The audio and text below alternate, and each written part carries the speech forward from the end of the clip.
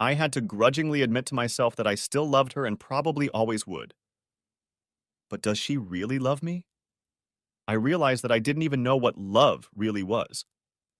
If she told me that she wanted to stay happily married, but her entertainment should be reserved for paying clients and the occasional Spencer or Rudolph, then of course we'd break up. Even if she were a world-class chef and conversationalist, I wouldn't call it a marriage. Or the other way around. Would I voluntarily leave and divorce her if I were guaranteed a free pass to have frequent fun with her? I don't think so. Yes, I'd want the free pass. Call it a platinum membership to Rybald. But then I'd want to date a new woman for many other things of married life. I don't want to come home to an empty house every night. It's not even a house. God, what a deep thinker I can be.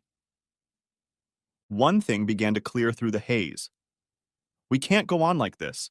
She's leading the life she's leading, and I'm pretending I don't understand anything. If we have any chance of surviving, we just have to kick her out of her current job. But my ego won't allow me to live in society knowing I'm the cuckold of the freest woman in town. Forgive me for being so thin-skinned and vulnerable. So, she would have to agree to give up her job and lifestyle, but I'm pretty sure she won't. I also doubt she'll agree to move far away from here and start over. Finally, I dozed off. Next chapter. I woke up to the smell of breakfast coming from the kitchen. I got up, did my morning chores, showered, shaved, got dressed, and went downstairs where Haida was finishing up her work. I grabbed a cup of coffee, kissed her good morning, and sat down at the table. She had made us each a very nice Denver omelet with bacon and toast, just the way I liked it. I had a hard time reconciling a sweet woman, lovingly preparing breakfast with what I knew of her. I thanked her for the food and got down to business. As always, everything was delicious. When I finished, I put the plate in the sink, sat down at the table, and looked at her. She stopped eating and looked back. "Is everything okay, honey?" she asked. Showtime, I thought. It's either now or never. "We need to talk, Haida," I said in an even tone. She took a couple more bites from her food, then tossed the leftovers in the trash and cleaned her plate. She walked back to the table and picked up her purse. "I'm serious," I said, insisting on my point. "We need to talk about everything." "You're right," she said, "but not right now. I have things to do and I have to go. Meredith is expecting me this morning." She headed for the front door. "Damn it, woman," I said, becoming furious. "This is our marriage we're talking about. Is Meredith more important than our marriage?" She stopped and turned to look at me. "Listen, sweetheart," she said. "I know you think it's important that we talk, but right now I have things I must do. I'll be home late tonight, but if you're still up, we'll talk then, okay? I gotta go now. Love you." With those words, she turned around and left before I could respond. "Yeah, me too," I said as the door closed. I sat there stunned. Did she really not care about our marriage anymore? Apparently she didn't. Hell, we hadn't even been married for what, 2 years? Try 2.5 years, since she started working at Paradise Bold. I went to work and tried to get through the day, but it wasn't easy. My secretary checked in on me several times to see if I was alive and functioning. By lunchtime, I had had enough and decided to call it a day for a while. I felt I needed to talk to someone about this mess, but who? And then it hit me. My sister, Leanne, was a lawyer. If anyone could help me sort this out, it was her. I called her office, and I was immediately connected. "Hi, little brother," Leanne said as she picked up the phone. Leanne was older than me by about 3 years and was one of the wisest people I knew. After my father, of course. "Do you have a few minutes?" I asked. "I need to talk to someone." "So bad that you need to talk to your big sister?" she asked. "Yes," I said. "I take it this is private and confidential?" she objected. "Unfortunately, yes," I said. "Good," she said after a few moments. "Come on over. I'll cancel my appointments this afternoon. We'll figure out everything that's going on." "Thank you, Leanne. I really appreciate it," I said. I left the office, telling the receptionist that I would be out for the rest of the day and possibly the next. I headed to Leanne's office and was immediately escorted inside. Leanne looked up from her desk as I walked in. She stood up, walked over and gave me a sisterly hug, then escorted me to the couch that stood in her office. "No offense, Merle, but you look like hell," she said. "What's going on? Is it Haida?" "Yes," I told her, "and it's driving me crazy." "Tell me everything," she said. Leanna listened while I told her my story. How I'd found out about Haida working at Paradise Bald, about the expensive coins and necklace she'd bought with the money she'd earned, about her affairs with Spencer and Rudy, everything. "So you're telling me that Haida, your wife of 16 years, the one you lived with, is the Flaming Red, and she's been hiding all this from you all this time?" asked Leanna. I nodded my head. "Yes," I said quietly. Leanna stared at me for a few moments before she spoke. "And you don't know what you're supposed to do?" she asked. "Something like that," I replied. In the next instant, she slapped the back of my head. I stared at her, shocked. "Damn it!" she exclaimed. "Your wife is a goddamn prostitute and you don't know what to do? Look, you're my little brother and I love you, so take this in the spirit in which it was intended. Were you born dumb or did you go to school to become one?" I looked at Leanna in surprise. She had always been very direct, but she had never spoken to me like this before. "Consider it a wake-up call, little brother," she said. "Prostitution is illegal in this state. There's no telling what else she's doing. And you say she made a lot of money doing it. Do you know if she reported her income to the IRS?" I shook my head. "I have no idea," I said. "I do know that she's never mentioned it once in the last 2 years. According to the manager at Paradise Bolead, they've formalized her as a business contractor. Customer Perquisites, LLC, or something like that. He said they didn't withhold any taxes, and he thinks she may have created a business tax so she wouldn't have to use her social security number." "And you haven't talked to her about any of this?" she asked. "I tried to talk to her about it this morning, but she said she had things to do and left," I said. "Okay," she said. "Here's what I'll do for you. I don't practice family law, but I know a few attorneys in town who do. I'll call one of them right now and see if we can get you in for a consultation this afternoon. I'll go with you." "Thanks, Leanne," I said. "You're welcome, bro," she said, pulling out her phone. I sipped my coffee while she talked on the phone. After a couple minutes, she returned to the couch. "You're lucky," she said. "I talked to Wilbur Jennings. He's the best in the business, at least in this town. He's got an open spot for us, and he's bringing in a private investigator. If we leave now, we can get there just in time. It's within walking distance, so we won't even have to fight for parking. Let's go," she added, putting on her jacket. I followed her to the exit. About half an hour later, we found ourselves in the reception area of his business office. "Leanne," Wilbur said, standing up and extending his hand. He looked to be in his mid-50s, well-built, with a slight gray on his temples. "It's been a long time. Is this your brother?" "Yes, Wilbur," she replied. "This is Merle." Wilbur and I shook hands, and he turned to the other man in the room. "This is John Williams, a private investigator whose services I like to use," Wilbur said, introducing us to a short, stocky, plain-looking man in a somewhat rumpled suit. We all shook hands and sat down. "So, I understand you have a family problem," Wilbur said. "Tell me about it and we'll see what we can do." I told Wilbur everything, just as I had with Leanna. I wondered how many more times I would have to tell the story. Wilbur and John were taking notes as I spoke, and I saw them look back and forth between them a few times. "So, your wife, Haida, is the flaming redhead who works at Paradise Bold?" asked Wilbur. "Yes," I said. "Are you sure about that?" he asked. "Absolutely," I told him. "I've even spoken to the club manager. Is that a problem?" Wilbur leaned back in his chair and looked at John before he spoke. "I'll be perfectly honest with you, son," he said. "As much as I'd like to take your case and your money, I can't do it. There might be a conflict of interest." "What do you mean?" I asked. Are you representing her interests? No, I don't, he said. But I have used her services on several occasions. You mean you've engaged her? Leanne said. I felt a queasy feeling in my stomach as he nodded his head. Yes, he said. I'm sorry, son. I'm not married and, well, you know, I'm sorry again. I didn't know she was married and I've never seen her wear a ring. Truth be told, Merle, she probably serves most of the divorce attorneys in the city and probably the county, as well as a few judges, the mayor, as you already know, and a state senator or two. Rumor has it she's even been with the governor once or twice.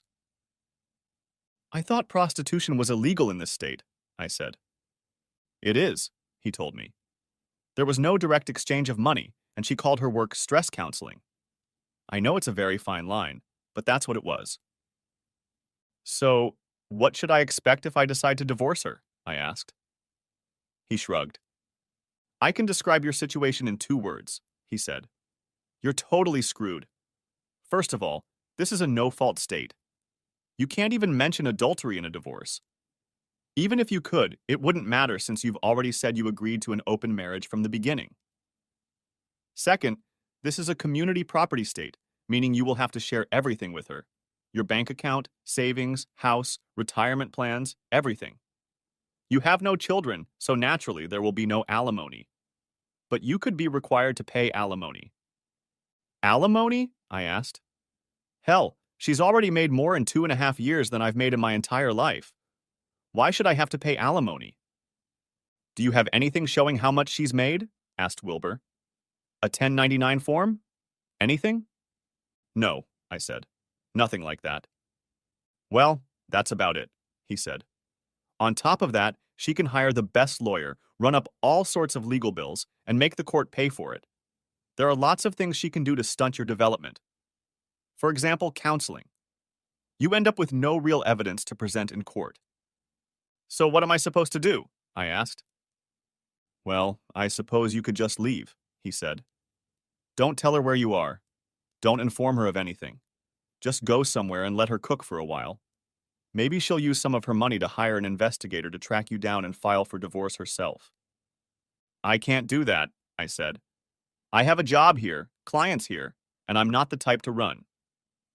I have an idea, John said. We all turned to look at him.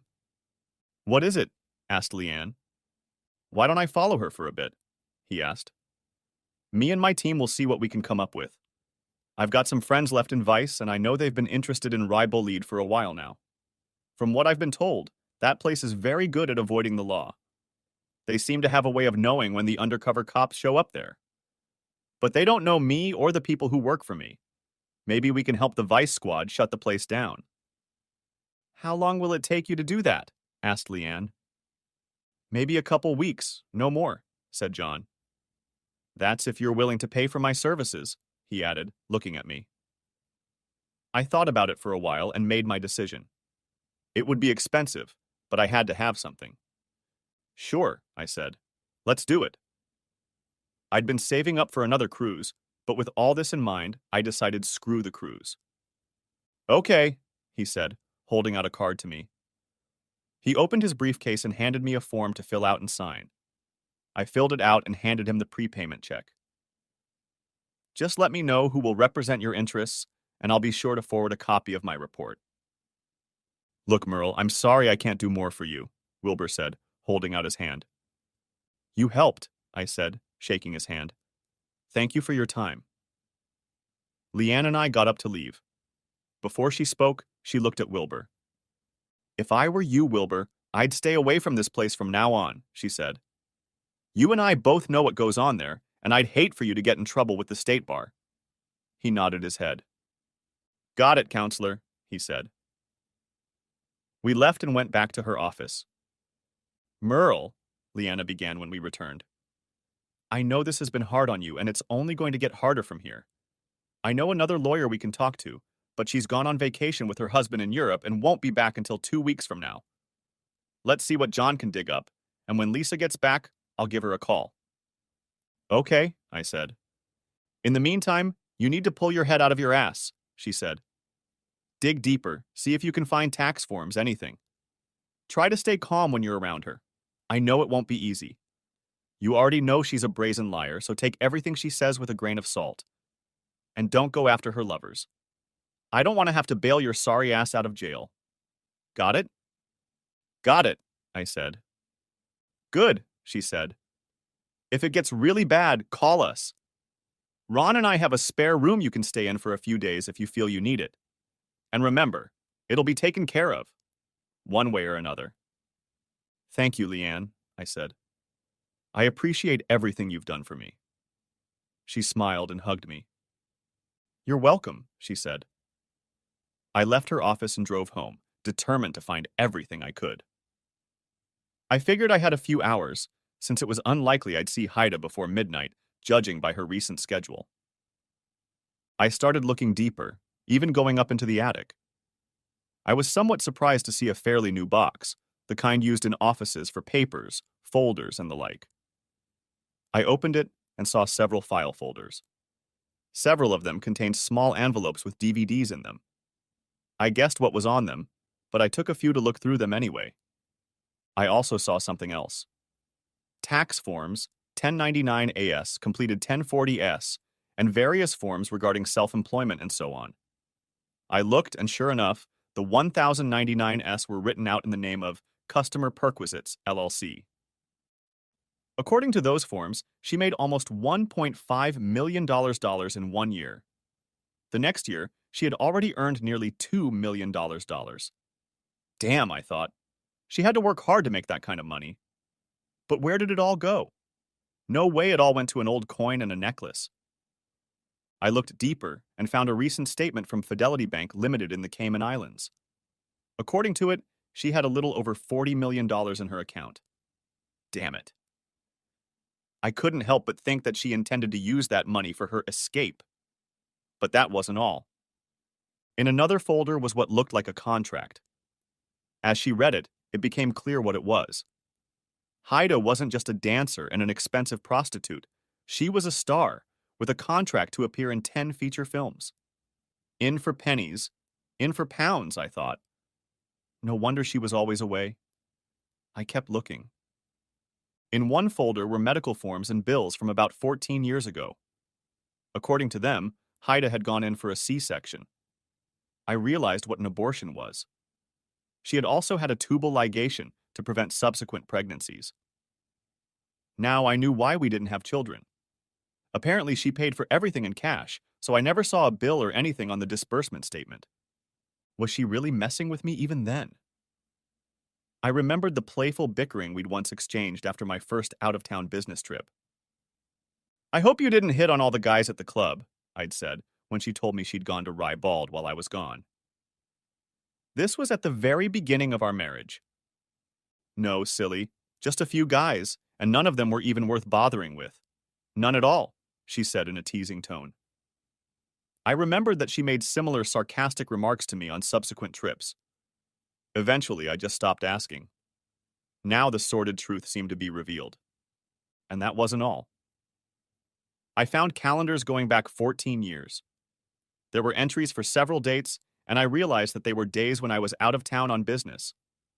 The entries showed dollar amounts, just like the ones on the calendars in the kitchen drawer.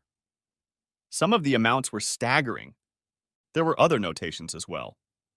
A few dates had an S on them, and I wondered if it referred to my so-called friend, Spencer. Some dates were marked with an R, and I suspected those were days she was with Rudy. Of course, I realized it could be anyone. There were other markings on other dates, but there was no way I could relate them to the context.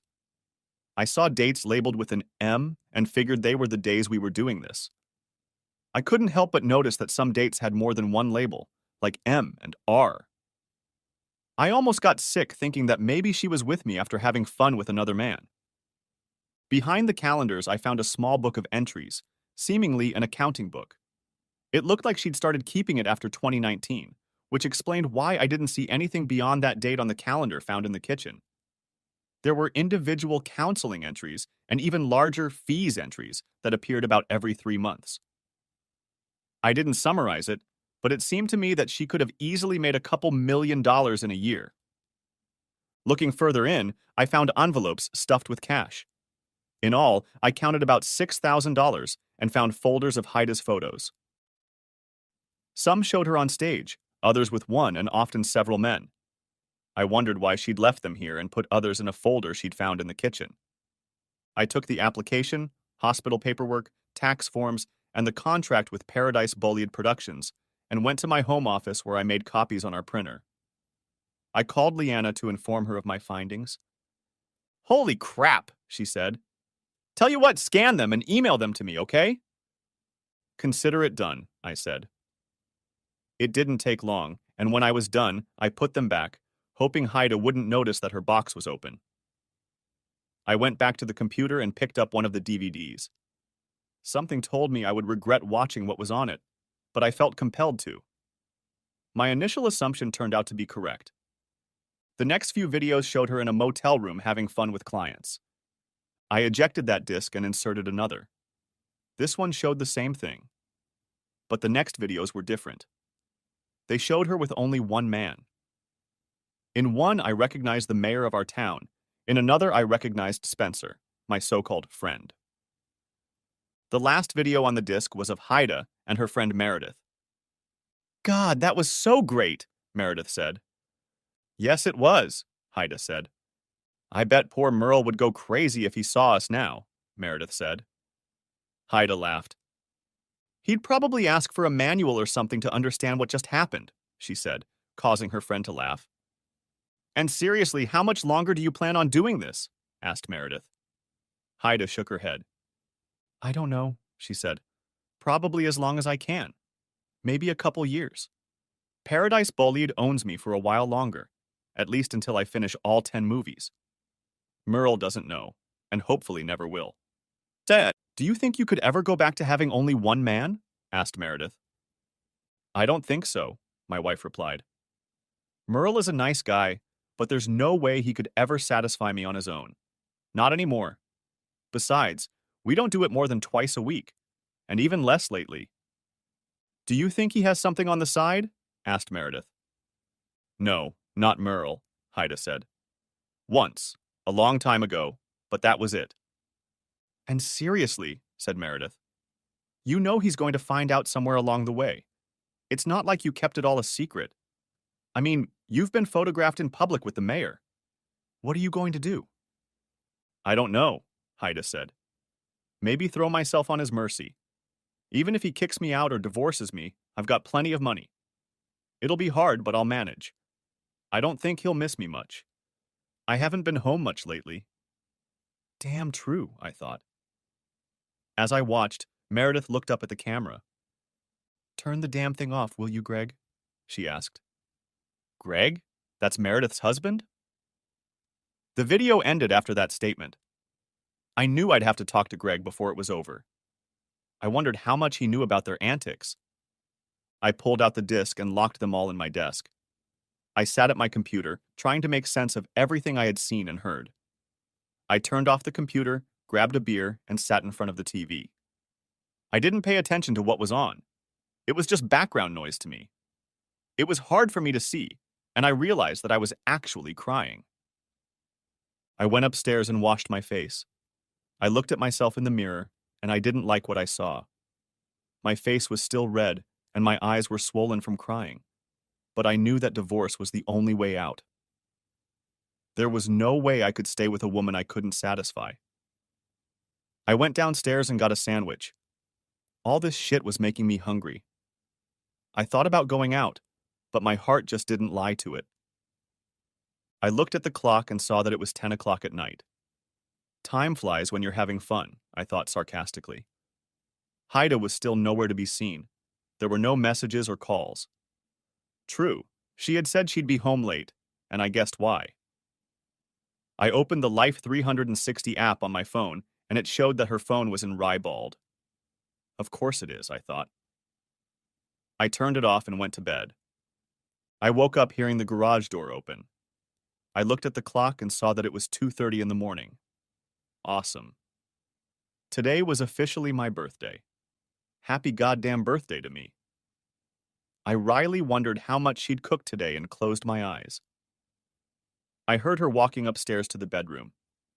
She walked over to the bed and I felt her touch my cheek. When she pulled away, I looked over and saw that she looked sad for some reason.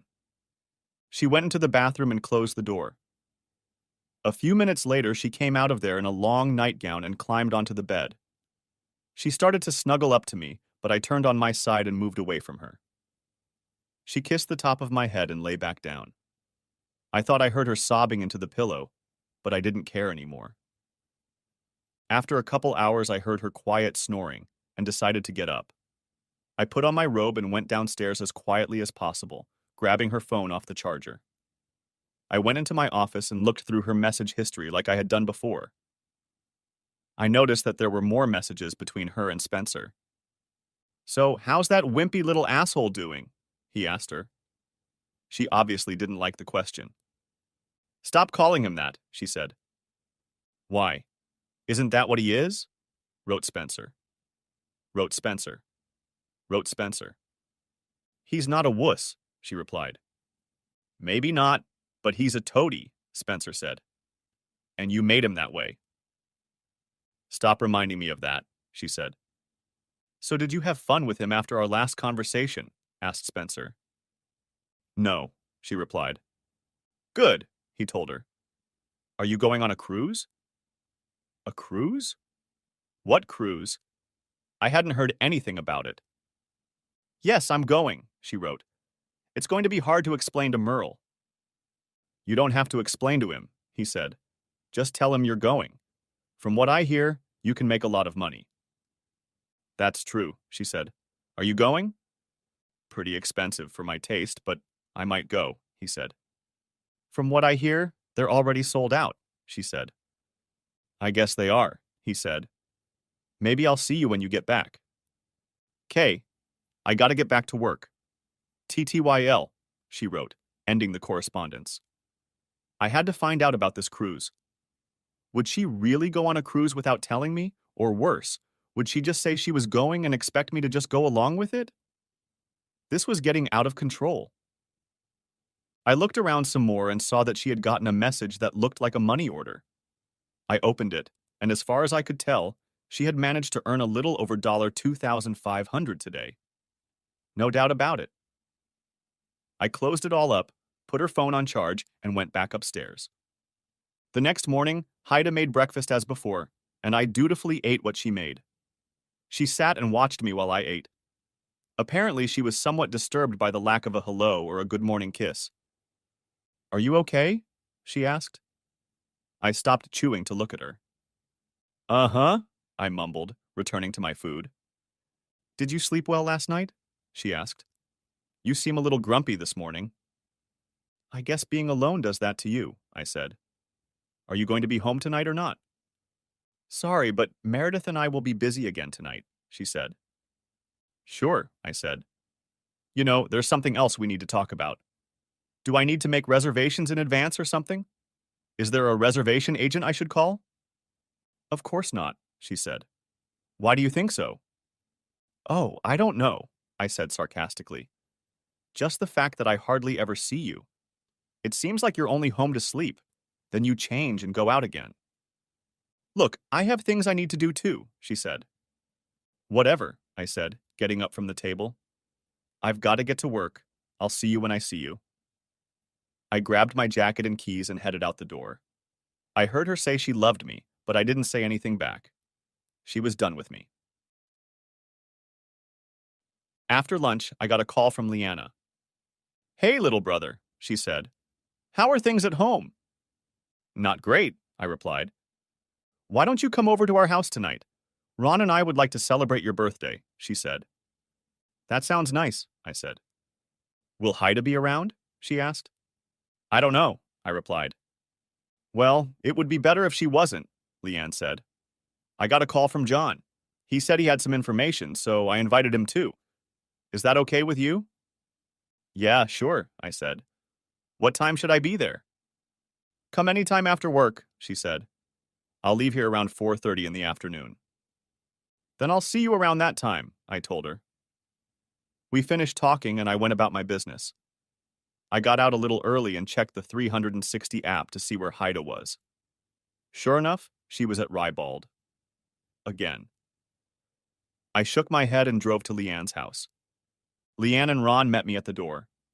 She gave me a hug and Ron shook my hand. It was a little strange to think that I'd gotten more affection from my sister in the last 2 days than I'd gotten from my wife in what seemed like weeks. Ron handed me my beer, and we went into the dining room. Leanna had everything ready for dinner.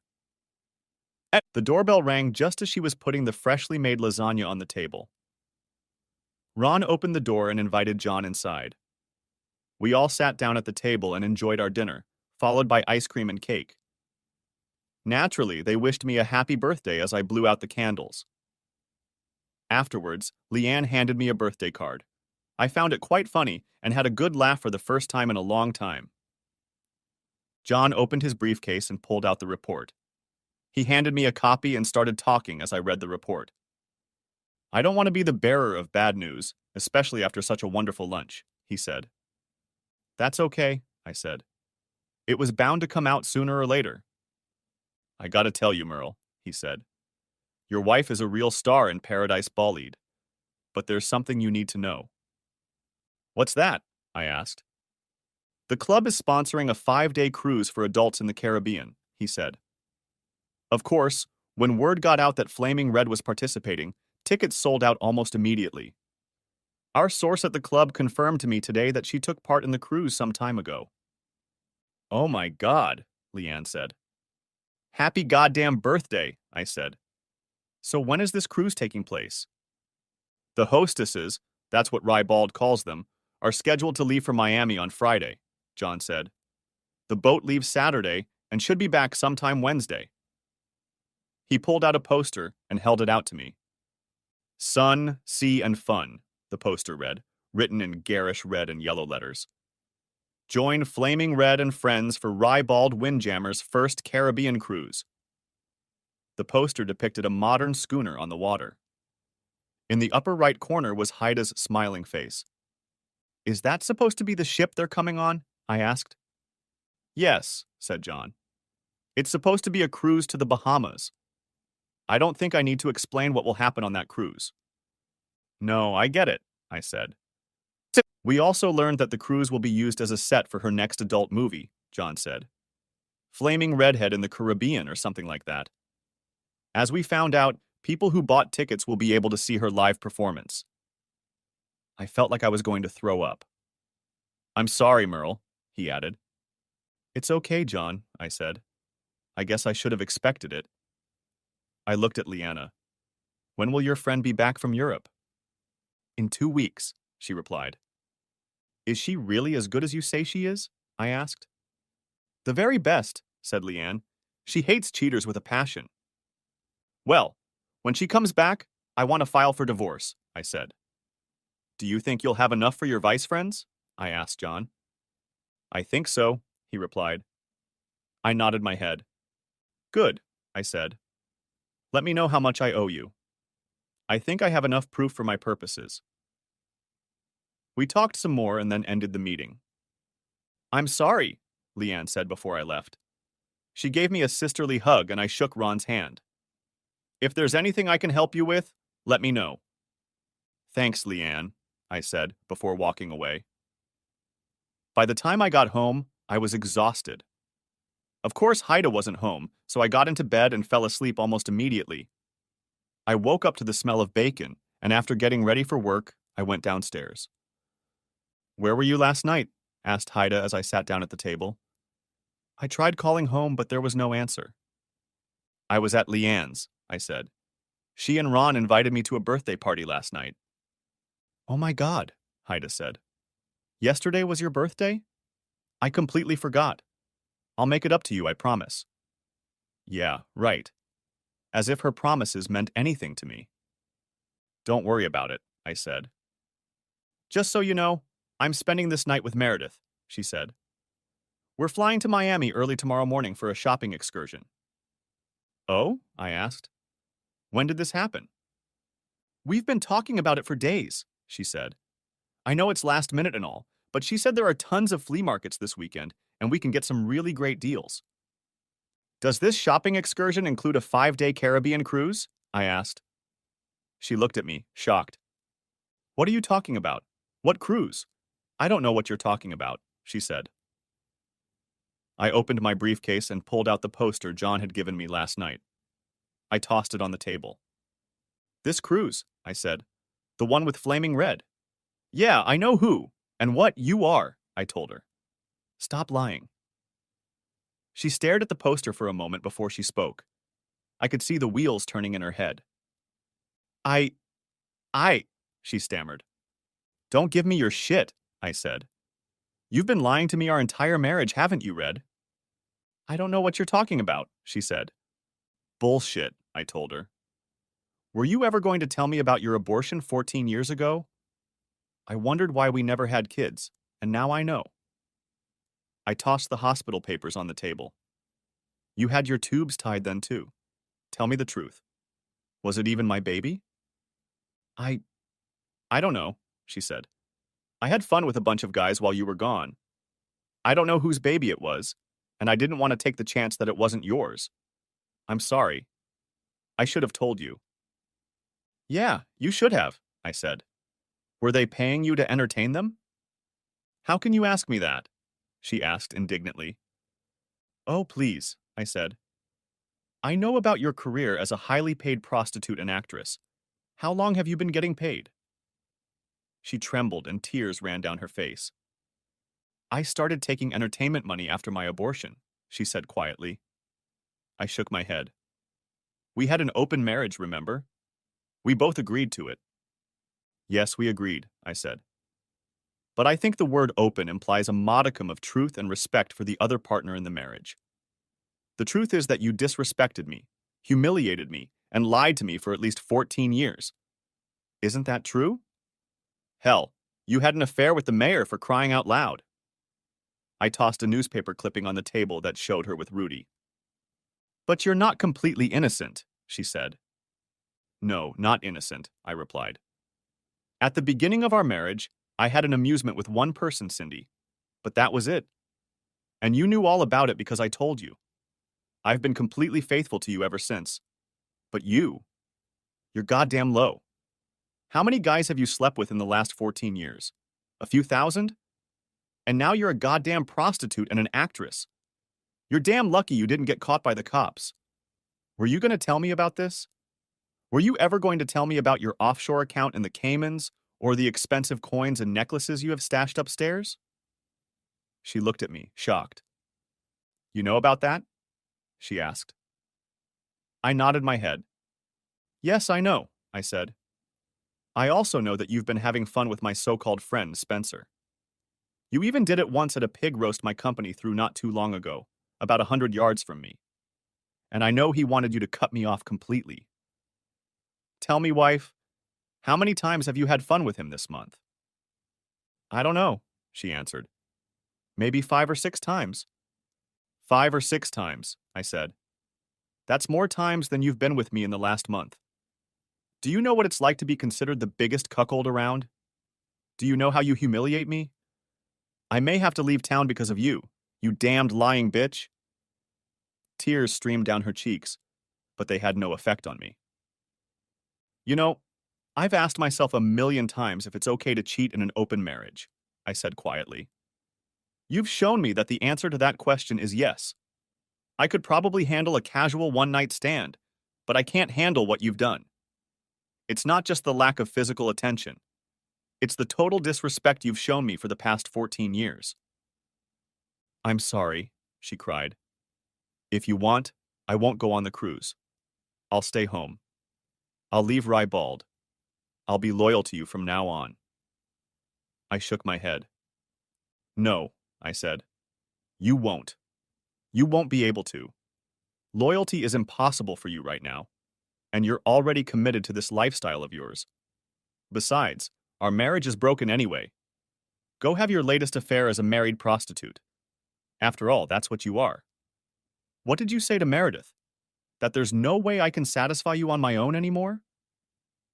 That's not what I meant, she said through her tears. Yes, you did. It doesn't matter anymore, I said. Just go away.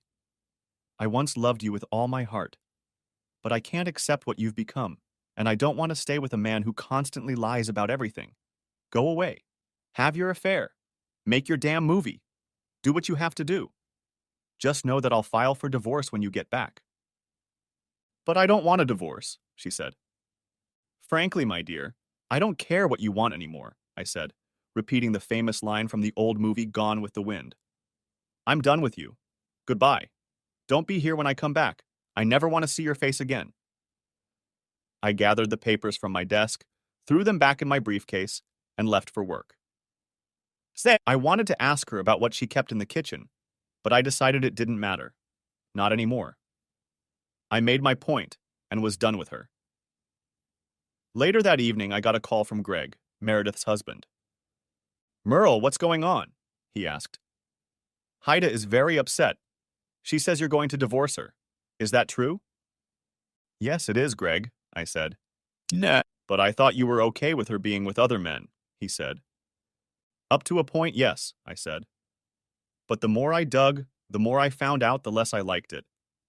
I don't want to stay with someone who lied to me and publicly humiliated me the way she did, and for as long as she did. Tell me something, Greg. Did you know about her little cruise? Yes, he said. In fact, I've been hired on a movie crew. Meredith and I are traveling alone. We're leaving early in the morning. How many of her affairs have you taped? I asked. A lot, he said. I don't know the exact number. Meredith thought it would help me get a handle on it if I became part of what they were doing. I see, I told him. Well, that's more than I got. Anyway, enjoy your little cruise. Bye. I ended the conversation and pulled a folder out of the kitchen. I looked through the pictures and pulled out a few that showed Haida and Spencer. I decided it was time to let Spence's wife know about his affair with my soon-to-be ex-wife. I knew where he lived, so I headed over to his house. I saw him coming out of the house and waited a bit to make sure he wasn't just going to the store. I then drove up to his driveway, took the pictures I had, and knocked on the door. I was answered by a slightly older woman. It was Spence's wife, Christine. Merle, what a surprise, she said with a smile. Sorry, you missed Spence. He's off to have a beer and play a game of pool with some friends. If you hurry, you can catch him at George's Tavern. That's all right, Christine, I said. I didn't feel like talking to him anyway. Do you have a few minutes? Sure, she said. Come on in. Would you like a cup of coffee? That would be nice, thanks, I said. She poured us each a cup of coffee, and we sat down in the living room. What's up? She asked. Is everything okay? No, it's not okay, I said. I held out the pictures to her. I hate to break the bad news, but I recently learned that Spencer and my wife have been having an affair, and it's probably been going on for quite some time. Her face reflected various degrees of shock and embarrassment as she scrutinized the photos I'd given her. Oh my God, she exclaimed. Where did you get them from? She asked. I told her the whole story, everything. I even told her about the text messages between Spencer and Haida. I hugged her and she burst into tears. Eventually, she pulled herself together and sat up straight. You know, Merle, I've suspected something for a long time, but I didn't have any proof, she said. Have you talked to Haida yet? Yes, I said. And I'll file for divorce when she gets back from the cruise. I'd sue Spencer, but unfortunately this state doesn't allow lawsuits for alienation of affection. Believe me, he's just one of the thousands she's dated over the last 14 years. I'm sorry to hear about that, Merle, she said. And he was your friend after all. Some friend, huh? I asked sarcastically. Yeah, she said. Well, can you believe I'm going to give him the cleanup because of that? Thanks for letting me know, Merle. Are you going to be all right? I'll be fine, I told her, more to reassure myself than her. I'd better get going. Thanks for the coffee. Call me if you need anything. You're welcome, she said. Rest assured, I'll be seeing a lawyer first thing in the morning. I gave her a hug and left. The next day passed mostly without incident. I wasn't surprised to find that Haida never got in touch with me. I received no calls, texts, or emails. Apparently, she didn't care enough that she didn't even bother to get in touch. Oh well. When I left the office at the end of the day, things got a little more interesting. Spencer was leaning against my car, waiting for me to exit the building. "You bastard," he growled as I approached the car. "Thanks to you, Christina kicked me out of the house last night." I guess that's what you get for entertaining your friend's wife," I said. "I'm going to kick your goddamn ass," he hissed, taking a swing at me. I managed to dodge his first punch, but he got in a second one. Naturally, we brawled right in the parking lot, and I was doing pretty well. Luckily for me, a building security guard saw him swing at me and called the police. The next thing I knew, I saw 2 police cars in the parking lot and 4 officers separating us. After taking statements and reviewing the surveillance video, they handcuffed Spence and took him to jail. "I'm not done with you yet, asshole," he yelled as they pushed him into one of the cars. I drove home, stopping on the way to eat a burger and fries. I went to bed at my usual time, 9 p.m., and slept soundly all night. The next day, I took some garbage bags and collected all of Haida's clothes, shoes, and all of the toiletries and cosmetics she had left behind. After filling 3 very large bags, I took them to the garage so she could pick them up the next time she was going to come over. I considered going out for a beer or 3 that evening, but decided to stay home and enjoy the peace and quiet. I figured I was going to have to get used to the single life anyway. The next day, I got out the old trusty lawnmower and cut the grass. That took up most of my Sunday. On Monday, coming home from work, I saw a story on the news that caught my attention. I immediately sat down and turned up the volume on the TV. "It just came on," the newsreader said. Famous local exotic dancer and adult film actress Flaming Red is believed to be missing at sea along with the other 100 passengers and 35 crew members of the cruise ship Mirabella, which the Coast Guard said capsized during a storm in the Caribbean late Sunday night or early Monday morning. Salvage efforts are still ongoing, but no bodies have yet been recovered, the Coast Guard said. Flaming Red has been identified as a woman who has been seen many times with Mayor Rudolph Burns. The mayor has repeatedly denied that he was having an affair with the woman. The vessel was under contract with a well-known club north of the city. The club sponsored a 5-day cruise for adults, promising sun, sea, and fun with Flaming Red. The ship was scheduled to return to Miami on Wednesday, the anchor said. "Damn," I said to myself. I changed the channel and saw the same report on another local channel. I got on the computer and found several articles that said roughly the same thing. It took a while before the news reached me. Of course, there was no proof that Haida was dead.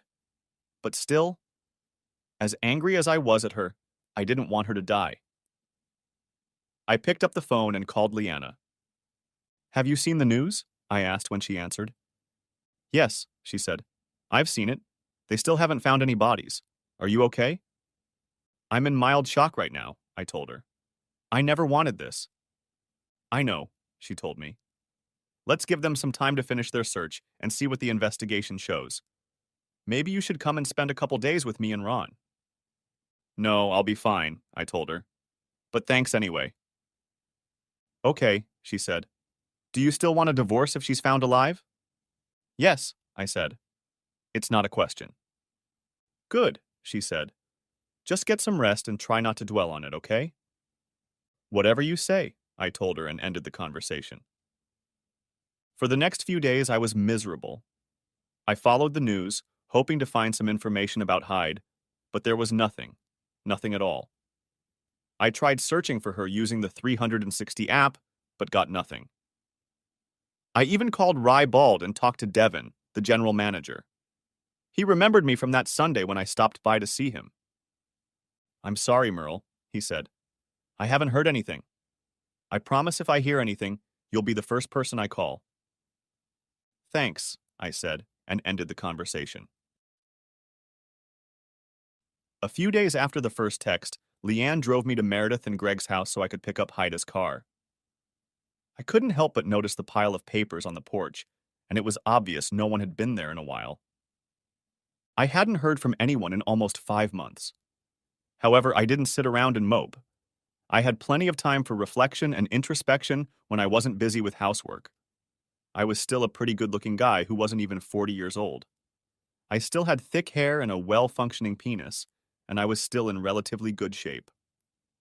I decided that I was still young enough to have a child, if, of course, I could find a woman who would actually want to have a child with me. With some embarrassment, I realized that my initial thoughts of infidelity were probably a consequence of Haida and I getting married so early. If I were to remarry, I would undoubtedly insist on exclusivity. I certainly didn't want to go through what I had experienced with Haida all over again. One day I came home and found a letter in my mailbox from one Alan Hastings, an Esquire attorney. The letter asked me to contact his office as soon as possible about the estate of Haida White, aka Flaming Redhead.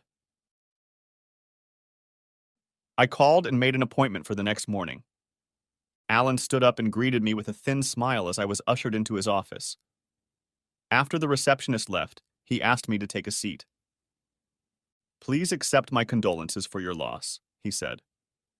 "About 4 months ago, we received word that the authorities had determined that everyone on the Mirabella had perished at sea. Since then, your wife's inheritance has been in the process of being processed." He handed me a check and asked me to sign it. I looked and saw that the check was for $1.5 million. "I'm sorry, Alan," I said. "I saw a statement not too long ago that said she had over $4 million in her account. What happened to the rest of it? Taxes?" He shrugged. "No, her account was well below the threshold for estate or inheritance taxes." "I don't know what to tell you," he said. "Your wife's federal taxes have already been paid. That's what was in the account when the authorities made their ruling, minus her recent expenses, which weren't that great. She also indicated that she has a valuable coin and several necklaces that I believe are now worth a total of about $1 million. "Yeah, I know where they are," I said. "Good, because she passed them on to you like everything else in her inheritance," he said. "She also left this for you just before the cruise," he added, handing me an envelope with my name on it in her handwriting. I haven't read it, so I have no idea what it says. I didn't feel like reading it in front of him, so I put it in my pocket. "I'll read it later," I said. We finished going over her will, and I signed everything he pointed out. When he was done, he closed the folder, handed me a copy, and looked at me. "Once again, I want to express my deepest condolences," he said. "Are you planning to hold a memorial service for her?" "No," I replied. He seemed a little shocked to hear that. "You don't understand. We didn't part on the best of terms." "I understand," he said. "Besides, I have a hard time believing she's really dead," I said. "I can understand that," he told me. "You were married for what, 16 years?" "Yes," I said. "Maybe you should talk to a counselor to help you deal with your grief," he said. "If you'd like, I can recommend someone for you." "I'll look into it," I said. "Thanks for the offer anyway." We said goodbye, and I left to go back to work. I pulled out the envelope Alan had given me and read the letter Haida had written.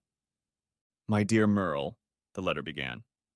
Yes, that's right, I thought. I continued reading. "If you are reading this, then I am probably dead. First of all, I want to tell you that I love you with all my heart, and I am so sorry that things turned out the way they did. I know you probably don't believe me, and I can understand that. After all, I've been lying to you for a very long time. As you've already guessed, I've been doing it with other men the entire time we've been married. I decided to take advantage of the fact that we had agreed to an open marriage and figured it was just for fun and wouldn't affect our relationship in any way. I should have known better, but I loved what I was doing. Then I got pregnant. It happened after several men. I couldn't risk the baby not being yours. I knew you would never raise someone else's child, so I exercised my legal right and had an abortion. I made sure to get it done while you were on one of your trips and paid cash so you'd never find out. I also had my tubes tied so I wouldn't get pregnant again. After that, someone suggested I make a lot of money for fun. I thought, what the hell? So I started taking the money. Yes, I knew it was illegal, and I had to be very careful. More than once I was close to getting caught. Anyway, you know how good I am at collecting a lot of money, and that's exactly what I did. At first I hid the money in the attic, but as time went on there was too much of it, and I couldn't take it straight to the bank. It wouldn't take them long to realize something was wrong, and I knew they'd have to file all sorts of reports if I deposited too much cash at one time. So I bought necklaces and coin. I figured they would eventually be worth a lot more than I paid for them. I kept doing what I'd always done, leaving the house only when you weren't home and hiding the cash in the attic. When you stopped traveling for work, I had to come up with another plan. I couldn't explain that I left the house 3 or 4 times a week so you wouldn't get suspicious.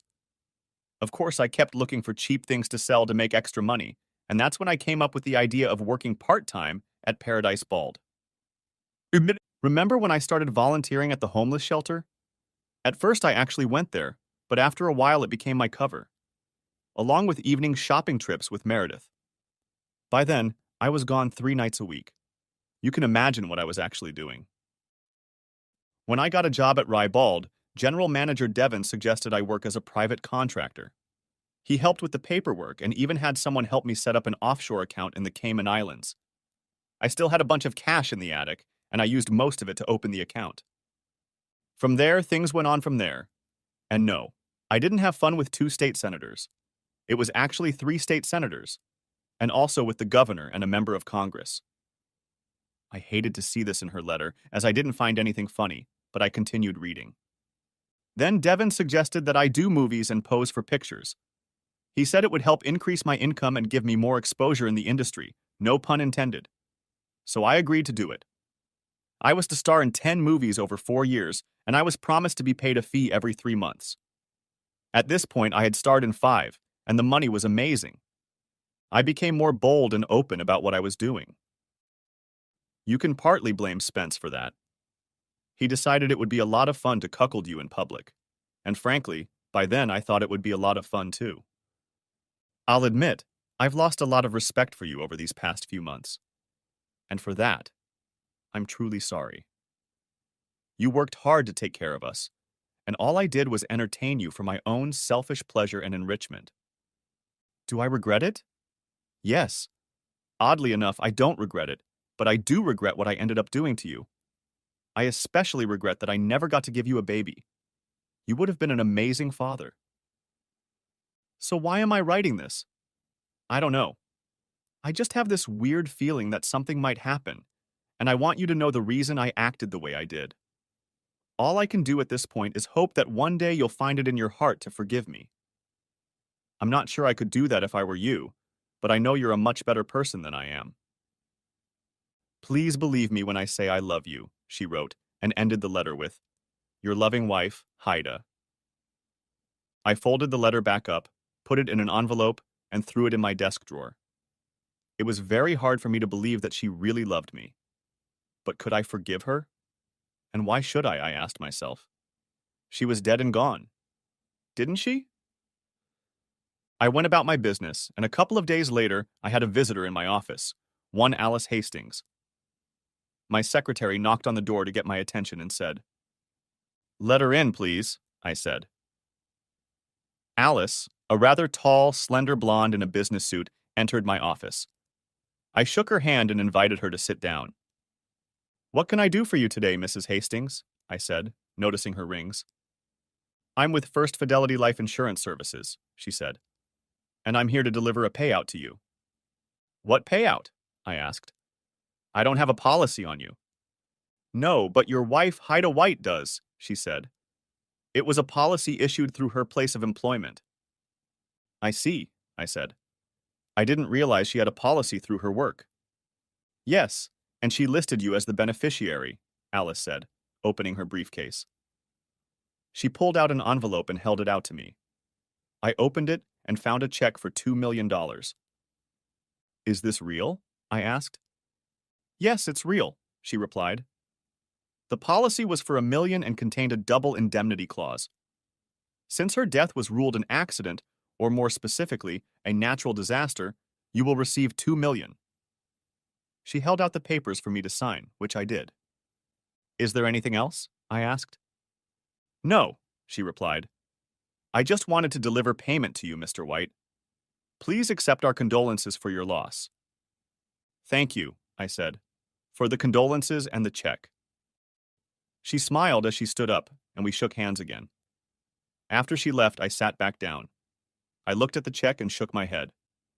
If that's not all, I thought to myself. 3.5 million, plus a coin and a few necklaces totaling about $1 million. I couldn't help but wonder what might happen next. Life went on. It couldn't be called fun, but at least the drama was over as Haida and Spence disappeared from my life. Leanna, however, decided to play matchmaker and spent the next couple years setting me up on dates. Most of the women she introduced me to were fun and interesting, and I had a good time dating them. I even had a thing with some of them. But there was no spark with any of them. That was until she introduced me to Robin Carson. Robin was a 36-year-old divorced woman who had caught her husband in bed with another woman. Strange, I thought. A few years ago, it wouldn't have mattered much to me. Now, however, I looked at things differently and felt guilty toward her. I told her my story, and we discussed the issue of fidelity. So, I take it you don't like the idea of an open marriage? I asked. Oh, hell no, she replied. If that's what you want, you can stay single. I considered her words carefully and realized she was right. You know, I'm inclined to agree, I said.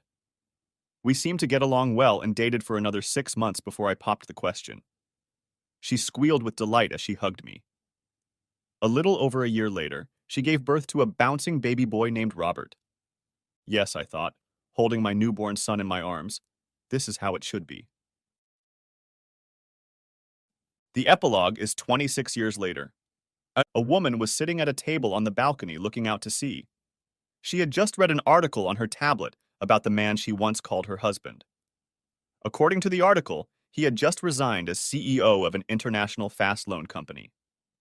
After becoming a billionaire, he and his wife, with whom he had lived for over 20 years, were about to embark on an around-the-world cruise. According to the article, their son Robert graduated with honors from the United States Naval Academy in Annapolis, Maryland, and is now an officer in the United States Marine Corps. A tear rolled down her face at the thought of it. That should have been her son, and she should have been the one going on that cruise. But she foolishly gave it all up for fun, fame, and money. Her ex-husband, the man she'd cheated on for most of their 16-year marriage, looked happier than she could ever remember. Worse, he still retained his attractiveness. She watched the video that accompanied the article and couldn't help but notice the way he and his wife looked at each other. They were clearly a couple who loved each other deeply, as she and Merle had once been. The reporter asked him about the secret to his success. Truth, loyalty, and the love of a wonderful woman, he replied with a smile, glancing at the brunette standing next to him. She let out a sob as she touched the screen. Why was I so stupid? She asked herself. It had been 26 years this month, since the Mirabella had capsized, sending everyone to certain death. Well, not everyone. One survived. Haida White, a.k.a. Fire Red, is every man's dream. A married prostitute. She remembered that horrible night as if it were only yesterday. She remembered barely grabbing her purse in time as the ship rolled onto its side.